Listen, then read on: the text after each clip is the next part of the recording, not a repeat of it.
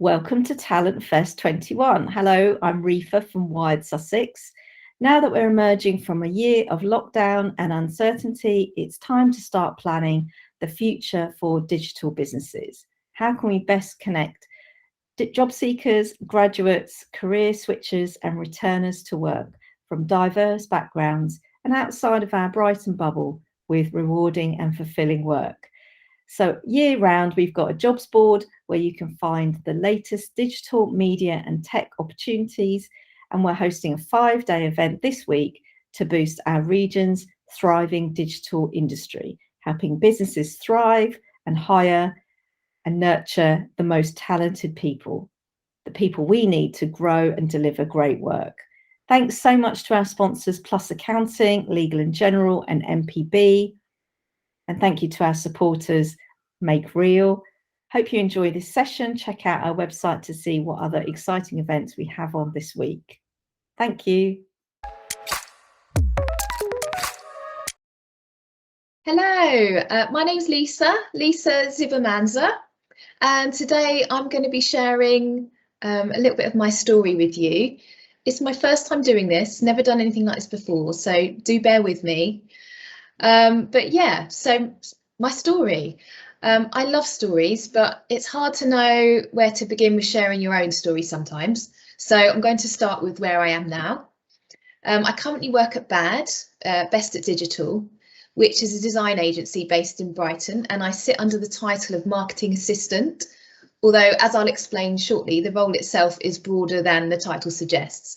I'm a single parent with 2 daughters, aged 6 and 9, and I'm currently working full-time from home whilst we wait for the new office to be ready, which will hopefully be in a few weeks' time. I'm not a natural writer. I'm much more of a visual thinker, so I decided perhaps the best way to present my story would be with some drawings.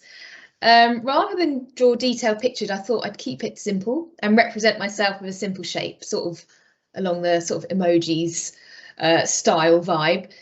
So whilst deciding on what shape I should be, I decided to ask my 6-year-old. I said, if mummy was a shape, what shape would she be? To which she replied very lovingly, a blob, a very squishy blob. So I've got to admire her innocent honesty. But for the purposes of this presentation, I will be appearing as a blob. So I thought it'd be useful to get a sense of what I thought my story was going to look like from a young age. As you can see, and I'm sure it's not very dissimilar to lots of plans, life plans for people, but it was very linear, it was very direct, the goals were clear. Go to school, go to college, go to university and get a good job. And that job in my house was a lawyer, doctor, architect or accountant. Those were the choices. And then get married and head towards the end goal, which was to live happily ever after in a castle on a hill with an amazing partner, amazing job, 2.4 children and wildlife that sings to me in my kitchen whilst I bake apple pie. Okay, slight exaggeration on that last part or on the last end goal, but it represents that linear approach and that sort of direct, clear vision of the perfect picture which I was personally aiming towards, which I thought would bring me this eternal happiness. So that was the plan, those were the goals. And anything outside of that plan at that point just wasn't something I thought about. Of course, life had other ideas, like it does for everyone, I'm pretty sure. And 38 years in, and the life plan actually looks more like this. And the linear model is a distant memory. The first step off that path came when I went to study architecture at university after college. And 2 years in, I realised, I was really struggling to connect with the course, and I had to admit to myself and to my parents that I wasn't happy and that this course wasn't for me. And that was really daunting. It was, it took a lot of courage to do that, with not knowing what I was going to do next, because I didn't have that written down in the plan. And my parents were really supportive, they just wanted me to be happy. But that was my first notable lesson, that sometimes it's good to take a leap and push yourself outside of your comfort zone, because it can lead to new exciting chapters in your story. Because from there, I went on to study illustration at Falmouth and loved every minute of it. And of course, from there on, life has been a continual mishmash of choices and experience, all with various emotions attached. And the career story is, of course, a big part of that story, which is what I'm going to touch on today. So a quick overview, whistle-stop tour of my career up to now is, after I did my illustration degree, I also trained to be a teacher, because that's always been something that I've been really passionate about too. I worked as a teacher for a couple of years before I had my children, which was brilliant. I got some great experience from that, working in a couple of different schools, and I worked in a children's home as well. But then during my maternity and until my children were at school age, I picked up the illustration work again and worked freelance as an illustrator for about 6 or so years. And there's some examples of my work. And I mainly, as you can see from those, worked in children's illustration, more so with like educational books and activity books and things like that. When my youngest was a baby, I also set up a very small business, very small, called Little Picassos, which were very structured and tailored art classes for children. And I had quite a bit of passion with that and behind that. But then I got stuck. Around that period, I got really stuck. I was struggling to make Little Picassos financially viable, and the illustration work was inconsistent, and I'd really lost my passion for that. Like, the work itself had become quite sort of bread and butter jobs, if you like, and not very inspirational, and I just really hit a wall. And also around that time, my mental health started to decline as my marriage broke down, and I felt very much stuck in a rut. And having been out of the industry during those years at home with my children, I felt out of the touch with the creative and design world and had zero confidence. But I knew I wanted to do more. I went to a couple of design fairs for inspiration and discovered the world of UI and UX, which was at that point very new to me. But I thought that could be a potential great next step on the career journey.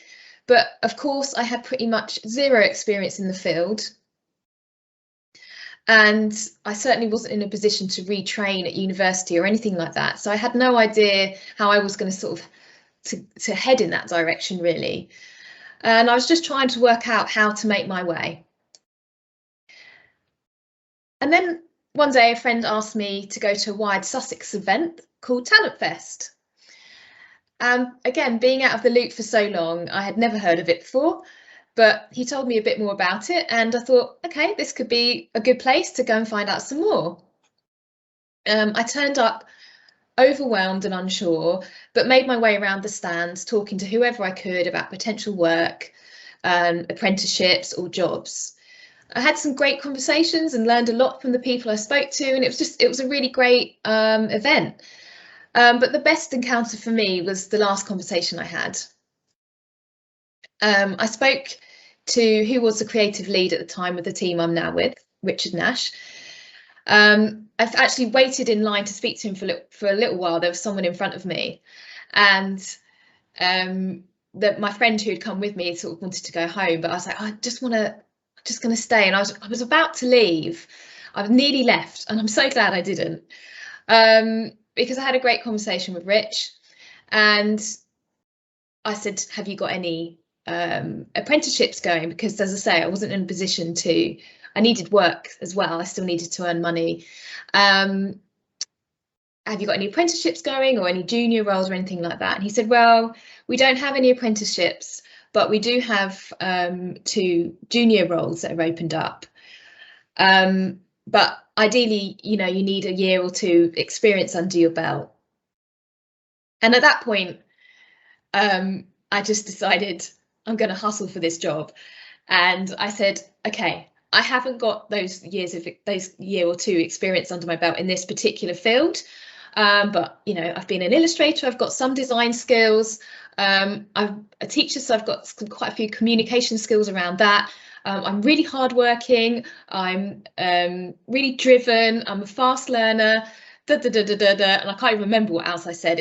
I just basically threw up a load of words over him, and he was laughing, and he said, put your name down on this list.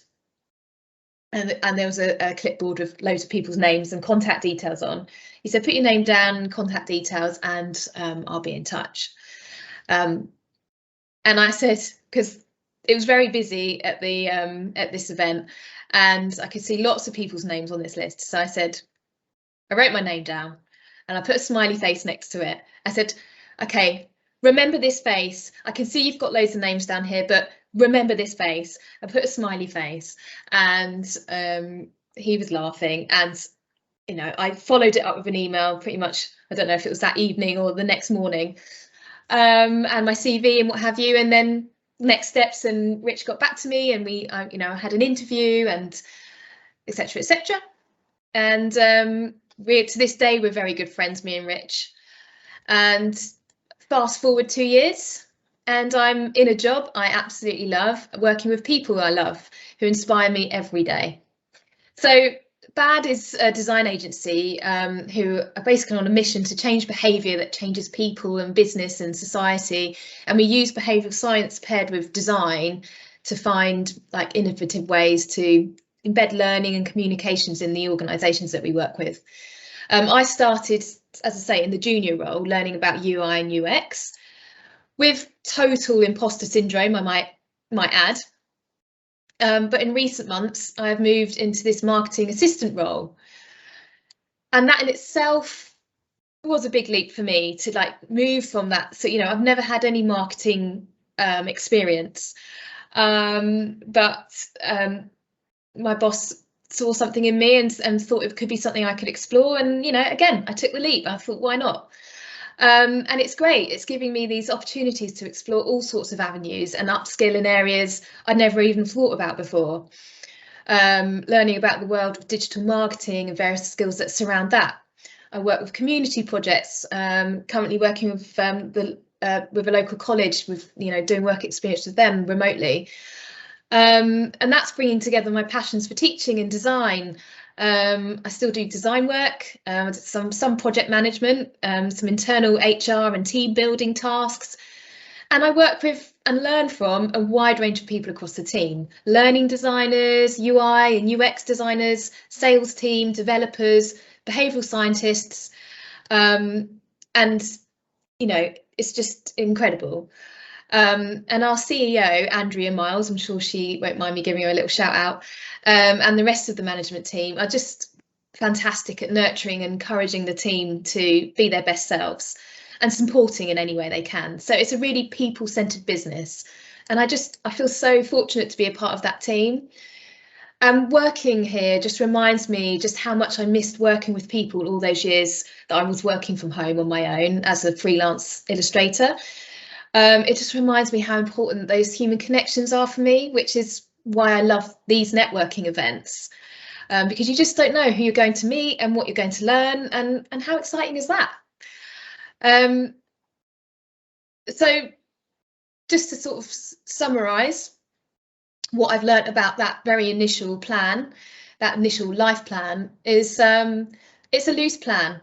You know, I'm a driven person. It's always good to have goals.